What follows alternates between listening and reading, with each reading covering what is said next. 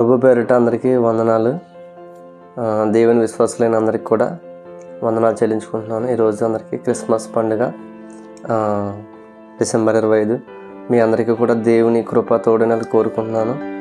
ప్రతి ఒక్కరు కూడా యేసుక్రీస్తు వారిని హృదయం నుండి నింపుకొని మీరు మీ యొక్క జీవితాలు, ఆత్మీయ జీవితాలని చక్కగా మలుచుకోండి.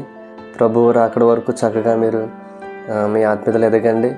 మనం పరిశుద్ధపరచుకొని పవిత్రంగా ఆయన ముందు నిలబడాలి. మనం ఈ క్రిస్మస్ నుంచి ప్రతి ఒక్కరి హృదయాల్లో కూడా ఇంకా వెలిగింపబడిన వారు ఎవరైనా ఉంటే వారందరూ కూడా వెలిగింపబడి ప్రతి ఒక్కరి హృదయాల్లో, మీ హృదయాల్లో యేసుక్రీస్తు వారు జన్మించాలి.